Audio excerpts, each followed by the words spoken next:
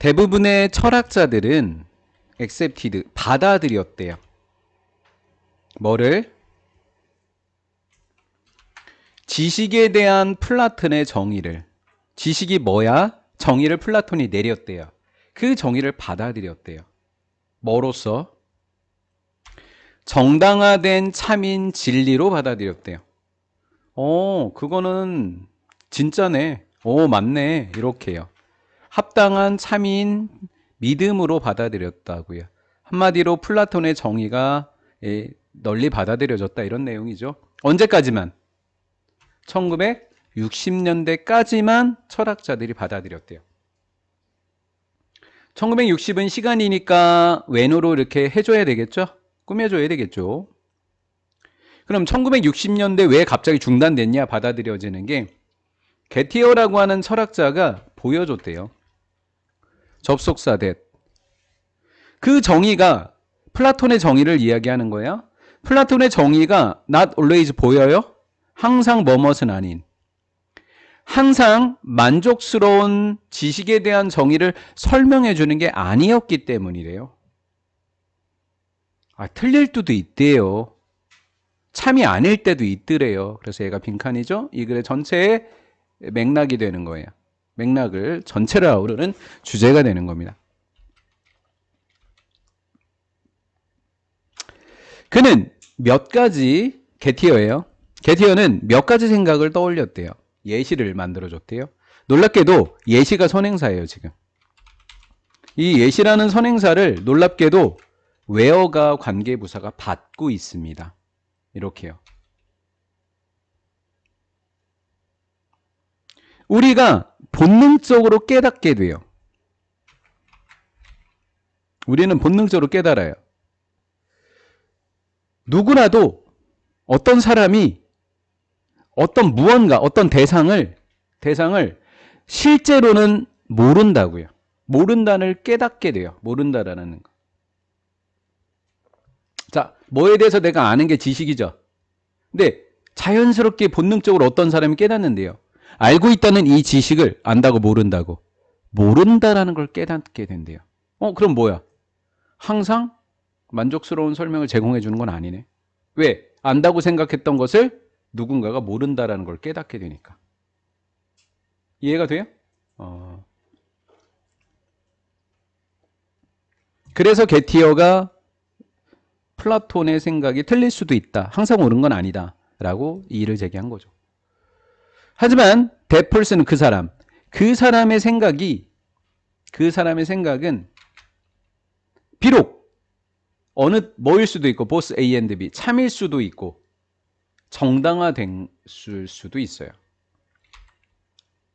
그 사람의 생각이 참이고 정당화될 수는 있지만 그 사람이 참인 것을 모른다라는 순간이 있을 수 있다고요. 이해가 됐죠? 자, 예를 한번 들어보세요. 어떤 순간에 그런지 한번 보자고요. 내가 내 친구 그녀의 집에서 술을 만나기로 했어요. 약속을 정했습니다. 내가 걔네 집에 도착했습니다. 저는 봅니다. 그녀를 보죠. 뭐를 통해서? 창문을 통해서 보죠. 근데 그 여자애는 어디에 앉아 있는 거예요? 주방에 앉아 있는 것을 봤습니다. 자, 이렇게까지 진행을 했어요. 자, 근데 문제가 발생했어요. 내가 봤던 애가 실제로는 이디즈대 강조구문, 요거랑 얘 강조구문. 내가 본 것은 수가 아니었대요. 누구였던 거예요? 일란성 쌍둥이였던 거예요. 내가 본 건 수가 아니라 나데이 법비. 누구였다고요? 일란성 쌍둥이를 본 거예요. 그럼 이 상황에서는 뭐라고 생각했을까요? 내가 본 건 누가 맞아? 수가 맞다고 확실히 참이라고 정당화됐다고 생각하겠죠. 그렇죠? 근데 사실은 아니었어요. 계속 가볼게요. 수는 실제로는 다른 방에 있었던 거예요.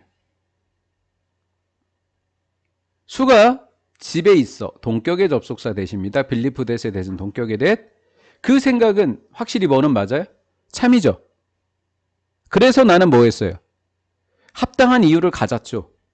뭐라고 믿을 만한 합당한 이유죠? 그것입니다. 그것은 뭐예요? 접속사 대절.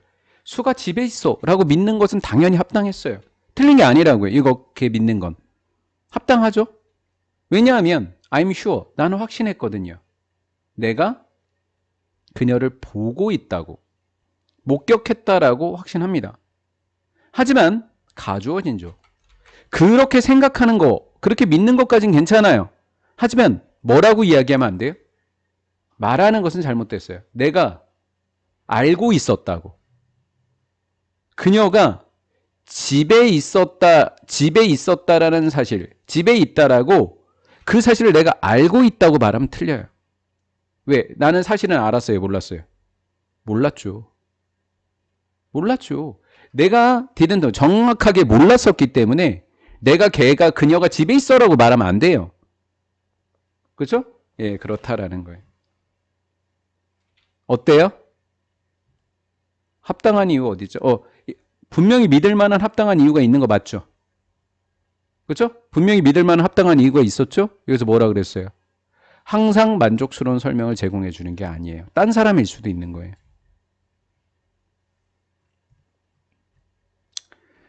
이거와 같은 수에 대한 이거와 같은 예는 되었어요.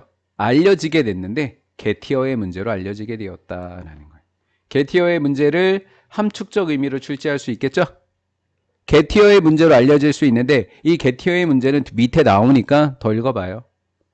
게티어의 문제로 알려져 있어요. 아, 내가 수라고 생각했어? 사실은 알고 봤더니 수가 아니야. 맞죠? 이렇게 되는 거. 1번 동사와 2번 동사가 병렬인데 왜 이상해요? 옛날에 알려졌었고 지금은 유도하고 있어. 이런 말이에요. 자, 어떻게 하냐면 철학자들이 ask 의문을 제기하도록 유도해요. ask if, ask whether 이렇게 암기해줬으면 좋겠습니다. ask whether, ask if라고 암기해줬으면 좋겠어요. 그러면 ask that 그럼 틀린다라는 걸 알겠네요. ask if 이렇게 암기해달라고요. 인지 아닌지. 자, 볼게요. 여기까지예요. if절이. 그 속에서 얘 빼봐요. 뺐어요? 그럼 접속사, 동사, 주어 이렇게 다 되는 거예요. 됐죠? ask if whether 여기 잘 보세요. 이거 별표. 논리지. 지식에 대한 포스 네 번째 기준이 있다고요. 게티어가 얘기하는 이 네 번째 기준. 게티어가 얘기하는 네 번째 기준이 있다고요. 세 개까지는 아마 플라톤 거였을 거예요. 믿었죠? 내가 수가 집에 있다고? 그 당시엔 수가 집에 있는 거 참이죠. 다른 방에 있었어도 집에 있는 거 맞잖아요. 정당화할 만했죠? 내가 수가 있는 거 봤으니까 뒷모습으로 맞죠? 플라톤은 여기까지만 참이라 그랬어요. 하지만 게티어가 네 번째 기준을 제시를 하게 되는 거예요. 네 번째 기준이 있다라는 거예요. 네 번째 기준은 뭐? 의문을 제기할 수도 있어야 돼요. 나뒀니? 버덜써. 나뒀니? 버덜써. 플라톤에 대한 정의에 의문을 제기할 수 있을 뿐만 아니라 플라톤의 정의에 대한 의심을 제기할 수 있을 뿐만 아니라 여기에도 의문을 제기해야 돼요. 아, 네 번째 기준이에요. 이 웨더가. 이 웨더가 네 번째 기준이라고요. 이게 플라톤의 게티어의 문제라고요. 이게 네 번째 기준이에요. 가주어 진주어. 무엇이 지식인지에 대해서 완벽하게 정의하는 것이 가능할 수 있을지 가능하지 않을 수 있을지 의문을 제기해야 된다고요. 이 세 개의 이 정의들의 이 플라톤의 정의예요. 플라톤의 정의.